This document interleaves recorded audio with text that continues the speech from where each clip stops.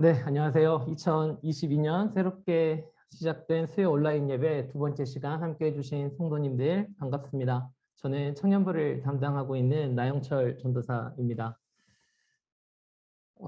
지난 수요일 저희 모습입니다. 나눔과 배움이라는 컨셉을 가지고 이제 매주 고정적으로 이렇게 온라인에서 함께 만나게 될 텐데요. 정말 기대가 됩니다, 개인적으로. 네, 지역을 뛰어넘고 또 세대를 뛰어넘어서 배움과 소통이 일어나는 그런 자리로, 그런 시간으로 자리매김되면 좋겠습니다.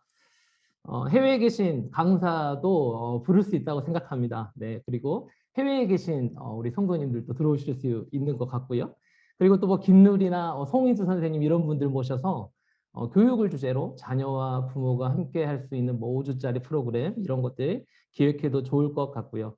또 나중에 깊어지면 또 소회의실 이용해서 워크숍도 할 수 있을 것 같습니다. 공간에 물리적 제약이 없으니까 이 플랫폼 위에 무엇이든 저희가 더 수월하게 올려놓고 함께 고민하고 생각해보는 시간을 만들 수 있을 것 같습니다. 우리 교회에 새롭게 변화와 자극이 되는 그런 시간이 되기를 소망해 봅니다.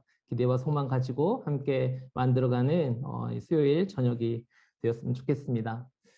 저희 교회는 새해 첫 시작을 기도로 문을 열었습니다. 담임 목사님께서 새해 첫 주일 설교도 기도였고요. 주제가 새해 첫 주 새벽 기도 주제도 주기도문 강해였죠. 그리고 이번 주에는 네, 기도문 필사도 시작했습니다. 그리고 수요 온라인 예배 6주 동안 기도에 대한 주제를 나누고 있습니다. 하루하루 기도문을 필사하면서 그리고 이 수요 예배가 거듭될 때마다 우리 성도님들 삶에 실제적으로 기도하는 날이 또 기도하는 시간이 늘어나게 되기를 소망합니다.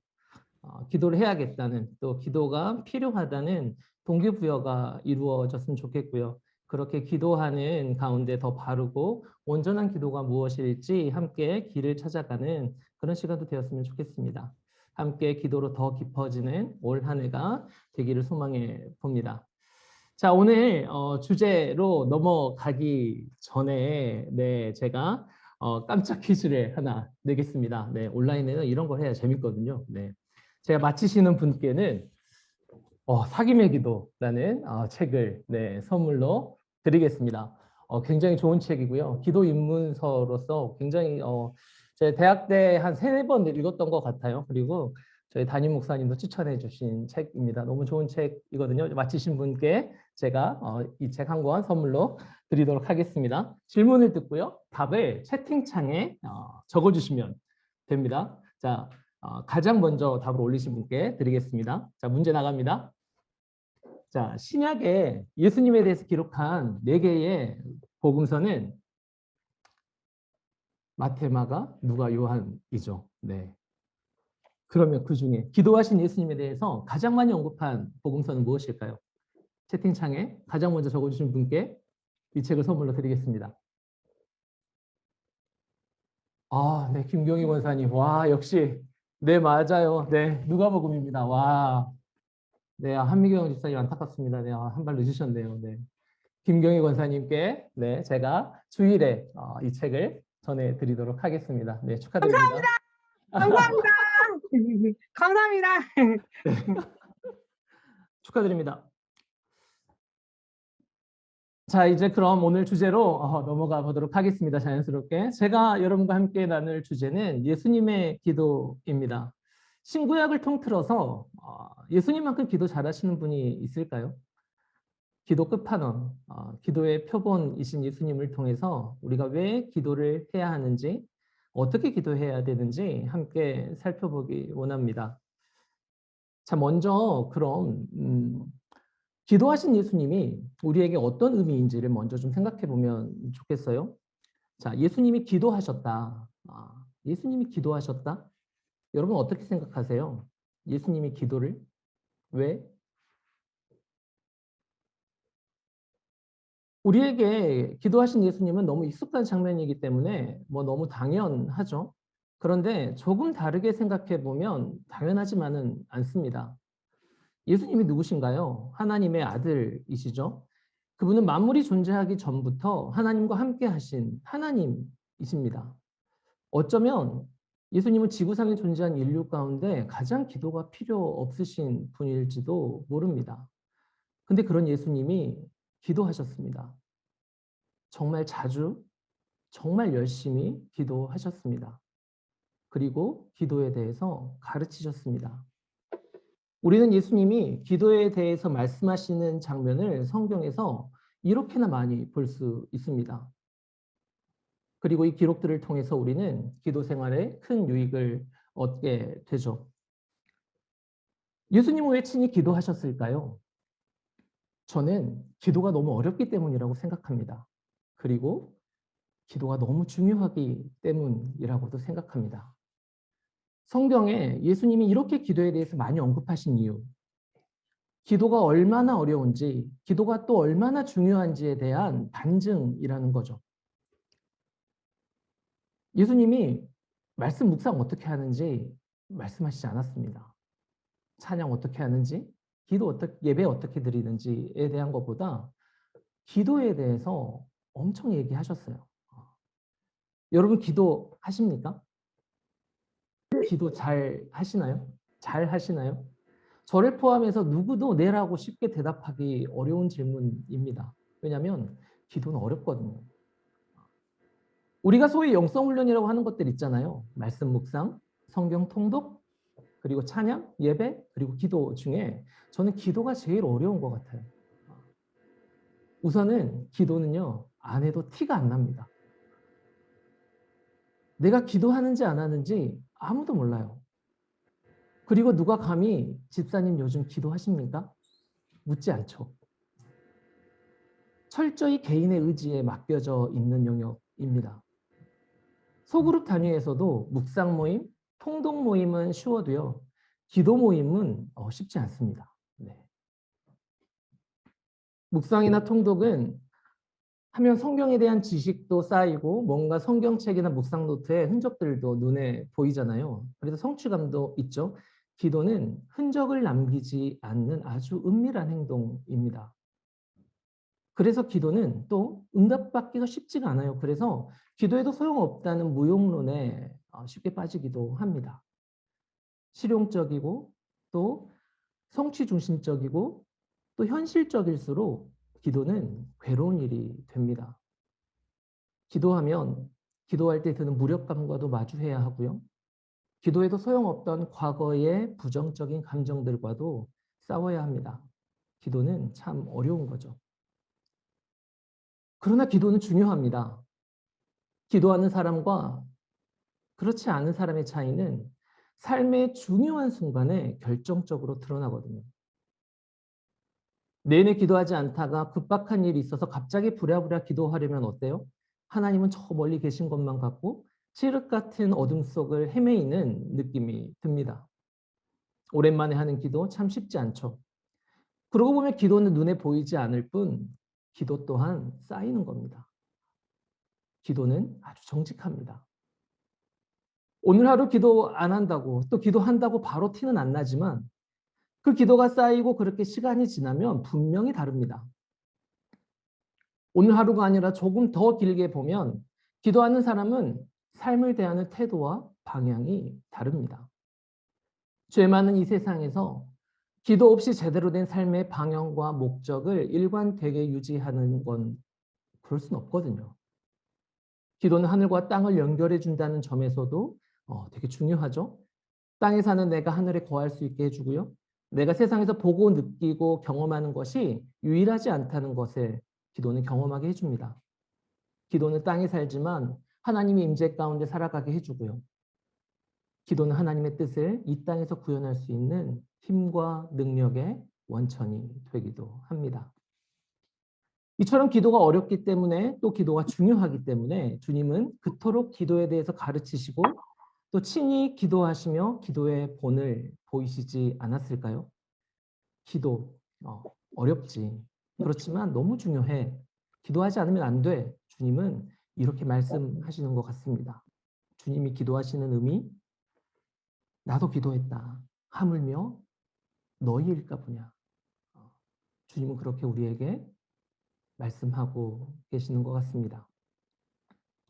자, 이제 예수님의 기도에 대해서 조금 더 세부적으로 살펴보겠습니다. 예수님의 기도라고 했을 때 크게 두 가지로 나눌 수 있겠죠. 하나는 성경에 나타나 있는 예수님께서 기도하신 장면이겠고요. 그리고 또 하나는 기도에 대한 예수님의 가르침입니다. 하나는 기도에 대한 가르침, 또 하나는 기도의 본을 보이신 예수님의 모습이죠. 세부적으로 보면 이렇습니다. 주님은 세례 받으실 때 기도하셨어요. 그리고 12제자를 선택하실 때 기도하셨고요. 나사로의 무덤 앞에서 기도하셨습니다. 겟세마네 동산에서 십자가를 앞에 두고 기도하셨죠. 새벽에 기도하셨고요. 저녁에 기도하셨습니다. 밤을 새워 기도하기도 하셨고요. 금식하며 기도도 하셨습니다. 기도하는 중에 영광스러운 모습으로 변화되기도 하셨고요. 또 베드로를 위해서 그의 믿음이 땅에 떨어지지 않도록 중보기도도 하셨습니다. 주님은 기도를 가르치셨죠. 제자들에게 주기도를 가르치셨습니다. 외식하는 자와 같이 하지 말고 은밀하게 골방에서 기도하라고 가르치셨습니다. 또 밤에 떡 세 덩이를 구하는 그 친구의 비유를 통해서 간구의 중요성도 가르치셨습니다. 불의한 재판관과 과부의 비유를 통해서 항상 기도하면서 낙심치 말고 기도하라고도 가르치셨습니다. 바리새인과 세리의 비유를 통해서 겸손히 기도하라고도 가르치셨죠. 그리고 기도하며 재림을 준비해야 한다. 예수님의 다시 오심을 준비해야 한다라고도 주님은 가르쳐 주셨습니다. 이 모든 기도에 대한 가르침, 기도에 대한 장면 하나하나가 너무너무 귀합니다. 저는 오늘 이 중에 예수님이 기도하신 네 가지 장면을 더 깊이 살펴보려고 합니다. 자, 첫 번째는 예수님께서 세례 받으실 때의 기도이죠. 백성이 다 세례를 받을 때 예수도 세례를 받으시고 기도하실 때 하늘이 열리며 성령이 비둘기 같은 형체로 그 위에 강림하시더니 하늘로부터 소리가 나기를 너는 내 사랑하는 아들이라 내가 너를 기뻐하노라 하시니라. 예수님께서 세례를 받고 하늘이 열리고 성령이 임하고 또 너는 내 사랑하는 아들이라 내가 너를 기뻐하노라 라는 하나님의 음성을 들은 것은 예수님께서 기도하실 때입니다. 우리는 기도할 때 나를 향한 하나님의 음성을 듣고요. 또 하나님으로부터 내가 누구인지 확증받게 됩니다. 기도를 통해 우리는 내가 하나님의 자녀라는 사실을 체험적으로 확인받게 됩니다. 혼자인 것만 같은 외로운 상황이나 그 어떤 상황에서든 기도하며 하나님께 한번 물어보십시오. 주님, 저는 누구입니까? 저를 향한 주님의 마음은 무엇입니까? 여쭤보세요. 주님은 너는 내 사랑하는 아들이다. 너는 내 사랑하는 딸이다. 내가 너를 기뻐한다. 내가 너를 사랑한다. 그렇게 말씀해 주실 겁니다.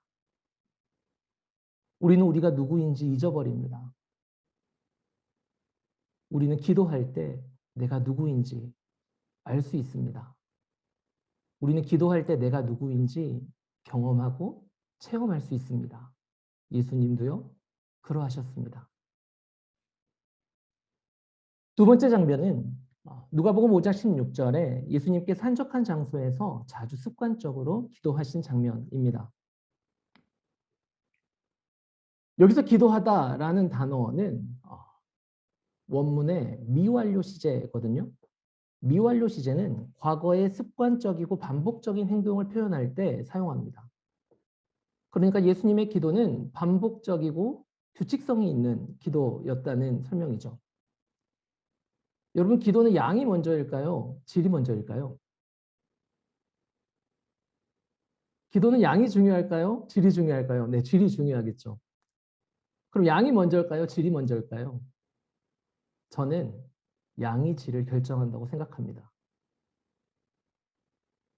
일정한 양이 없이는 질은 없는 거죠.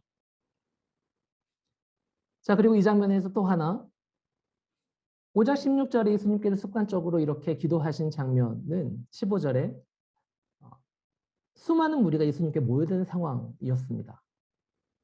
그럼에도 주님은 하나님과의 교제를 더 중요하게 여기셨습니다. 어떠한 상황에 처하든 그분은 자주 습관적으로 규칙적으로 반복해서 기도하셨습니다.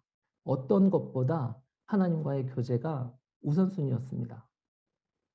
일이 잘 될 때나 또 일이 안 될 때나 내가 잘 나갈 때나 못 나갈 때나 주님은 반복적으로 규칙적으로 하나님 아버지께 나아가 그분과 교제했습니다.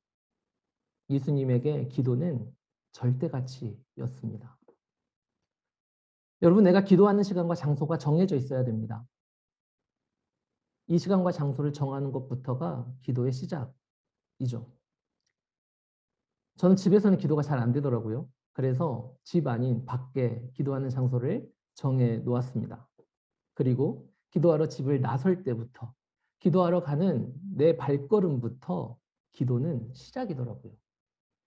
내 기도하는 발걸음이 얼마나 뿌듯한지.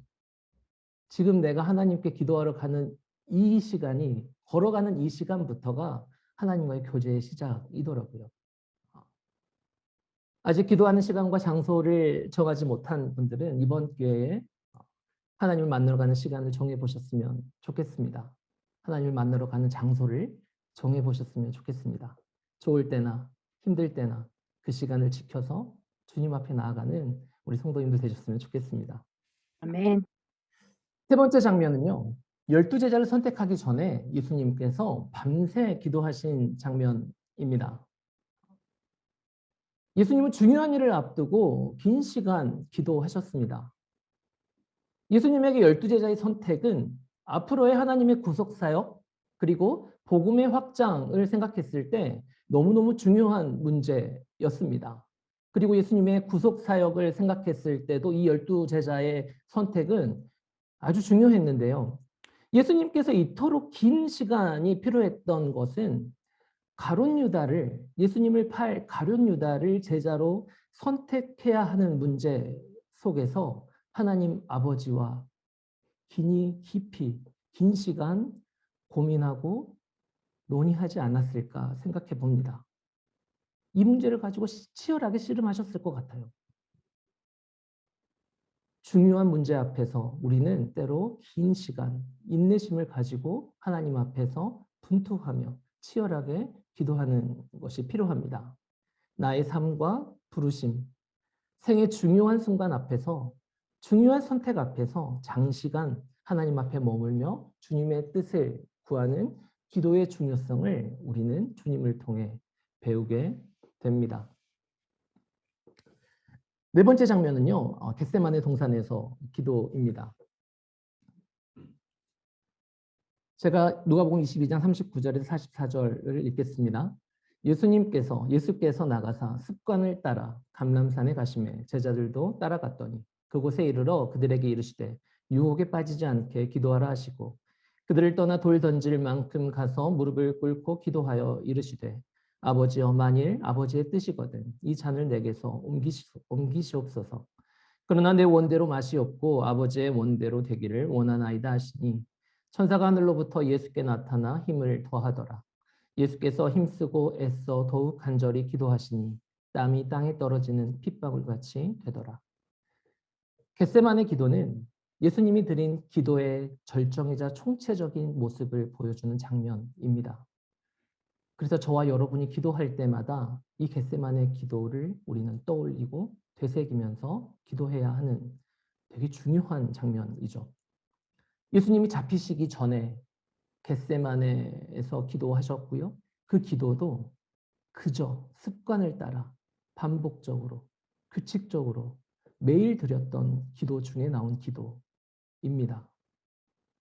어떻게 기도하십니까? 44절에 힘쓰고 애써서 간절히. 이것은 온 힘을 다해 기도하며 분투하고 싸우는 것을 의미합니다. 생과 사가 오가는 절체절명의 순간 땀이 핏방울이 될 정도로 간절하고 절박하게 치열하게 기도하십니다. 그런데 이 기도는 겟세마네에서만의 기도가 아니었습니다. 히브리서 5장 7절은 예수님의 기도 생활을 이렇게 요약합니다. 그는 육체에 계실 때에 자기를 죽음에서 능히 구원하실 이에게 심한 통곡과 눈물로 간구와 소원을 올렸고 그의 경건하심으로 말미암아 들으심을 얻었느니라. 이 히브리서 5장 7절은 예수님의 기도를 한 줄로 요약한 구절이죠. 어떻게 기도하셨어요? 심한 통곡과 눈물의 간구. 이것은 예수님께서 육체로 사는 날 동안 드렸던 기도입니다. 어떻게 기도해야 할까 우리가 막막할 때 통곡과 눈물로 간절히 기도했던 예수님을 떠올리십시오. 그러면서 한편 나의 기도가 얼마나 긴장감이 없는지 간절함이 부족한지도 생각해 보면 좋겠습니다. 나의 영혼을 위해서 또 최근에 우리 교회 아픈 교우들의 소식들을 접하며 그분들을 위해서 이 예수님의 기도 함께 드렸으면 좋겠습니다. 고통 앞에 무기력하고 절망과 낙심이 양식이 되어버린 시대를 살아갑니다. 지금이야말로 이 예수님의 기도가 필요한 때입니다. 우리를 능히 구원하실 하나님께 통곡과 눈물로 간구와 소원을 올려드리는 우리 모든 다윗교회 성도님들 되셨으면 좋겠습니다. 네. 다시 겟세마네 기도로 돌아와서요. 예수님의 기도의 내용을 보면 주님은 하나님께 간구합니다. 뭐라고 간구하시죠? 이 잔을 내게서 옮기시옵소서. 주님은 자신의 정직한 요구사항을 아뢰입니다. 이 잔을 마시고 싶지 않다는 고백이죠. 이 잔을 마시지 않고 하나님의 뜻을 성취하는 길이 있다면 피하게 해달라는 간구입니다. 주님의 솔직한 심정을 하나님께 아뢰요. 예수님이라고 그러지 않았던 거 아닙니다. 마시고 싶지 않습니다. 마시지 않게 해주십시오. 라는 소원, 그 마음을 솔직하게 하나님께 아뢰입니다. 그리고 이어서 말씀하시죠. 그러나 내 원대로 마시옵고 아버지의 원대로 되기를 원하나이다. 아버지의 원대로 되기를 원하나이다. 우리의 기도는 이 잔을 내게서 옮기시옵소서로 시작하지만 우리의 기도는 아버지의 원대로 되기를 원하나이다 라는 고백으로 마무리되어야 합니다. 진심으로 이 고백을 할 수 있을 때까지 우리의 기도는 계속되어야 합니다. 나의 간구와 아버지의 뜻 사이에서 그 간극을 좁혀가는 것, 이것이 기도입니다. 나에게 가장 좋은 것으로 허락하실 하나님 아버지를 진정 믿고 신뢰하는 것. 아버지의 뜻이 그렇게 나의 뜻이 되는 것. 이것이 기도의 목표입니다. 나의 바람과 하나님의 뜻 사이에서 어떻게 기도해야 할까? 겟세마네에서의 예수님처럼 우리는 기도해야 합니다. 나의 기도의 내용이, 나의 기도하는 모습이 어때야 할까? 우리는 겟세마네에서 기도하신 예수님을 떠올리며 본받아야 하겠습니다. 자, 결론적으로 우리가 왜 기도해야 할지에 대한 부분을 생각해보고 마치겠습니다. 우리는 왜 기도해야 할까요? 기도 외에는 방법이 없기 때문입니다. 예수님조차도 기도를 통해서 이 땅에서 자신을 향한 아버지의 뜻을 이루셨습니다. 하물며 우리는 어떠할까요?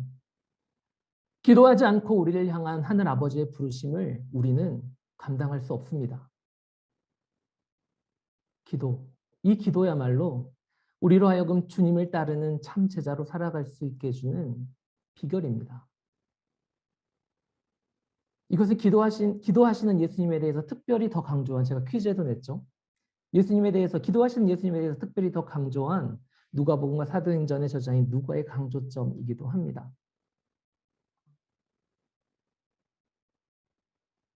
누가복음의 예수님은 굉장히 기도하는 장면이 많이 나옵니다.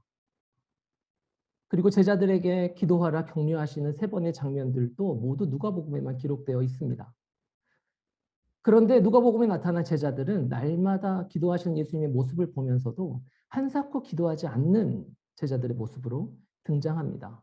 그러나 이와는 대조적으로 사도행전에서의 제자들의 모습은 기도하는 사람들로 등장합니다. 누가복음과 사도행전에 변화된 제자들을 매개하는 것, 그것은 바로 기도입니다. 우리는 왜 기도해야 할까요? 기도 없이는 참 제자로 살아갈 수 없기 때문입니다. 그리고 마지막으로 우리는 의존적인 존재이기 때문에 기도해야 합니다. 예수님께서 기도하셨다는 것은 예수님도 하나님 아버지께 의존하셨다는 것이죠. 기도는 하나님께 의존하는 것입니다. 기도하면 강해진다고 많이들 생각하는데요. 아닙니다. 기도하면 더 약해집니다. 내가 얼마나 연약한지, 내가 얼마나 작은지, 내가 할 수 있는 게 얼마나 미미한지 우리는 기도하며 더 깊이 깨닫게 되죠. 그래서 우리는 기도할수록 하나님을 더욱 의지하게 됩니다. 인간은 의존적인 존재입니다. 하나님께 독립적이면 정작 하나님 아닌 것들에 의존하게 됩니다. 하나님에 대해서 의존적이게 되면 오히려 하나님 아닌 것들에 독립적이 됩니다. 하나님 아버지께 의존하셨던 우리 예수님처럼 올 한해 기도하며 하나님만 의존하는 우리 모든 다일교회 성도님들 되시기를 간절히 축복합니다.